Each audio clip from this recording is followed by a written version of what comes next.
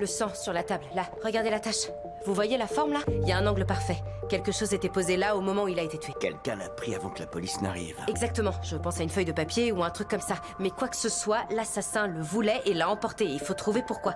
Il faut que je passe un coup de fil. Morgan a immédiatement transmis les indices clés à Kara après son analyse. Kara s'est précipitée sur les lieux du meurtre de Frank pour mener une enquête approfondie. Elle a trouvé un fichier fraîchement généré dans l'ordinateur personnel de la victime. Frank l'avait imprimé juste avant d'être tué. Le contenu de ce document était crucial. Il documentait sa préparation pour poursuivre un soldat et l'envoyer devant la cour martiale. Mais l'emplacement où le nom du soldat impliqué aurait dû figurer était complètement vide. Morgan a immédiatement compris. Ce mystérieux document, avec son blanc suspect, était très probablement la véritable cause du meurtre brutal de Frank. C'est sûrement pas Logan, c'était un soldat modèle. Alors que les deux creusaient plus profondément en suivant cette piste documentaire, Kara a découvert une autre anomalie troublante. Une semaine avant le meurtre, Frank, qui ne manquait jamais les réunions de famille, avait soudainement annulé un dîner familial déjà organisé. Ce comportement était extrêmement suspect. Mais justement, lundi dernier, pour la première fois, il a annulé. Il vous a dit pourquoi? Pas dans les détails, mais il m'a dit que c'était important et qu'il m'aimait, qu'il se rattraperait la prochaine fois. Bonjour Brooke. Le lundi avant sa mort, Francis a annulé son repas avec sa fille. Vous savez ce qu'il a fait à la place? Non, sa voiture n'a pas de GPS, mais son portable devrait être avec les autres pièces à conviction.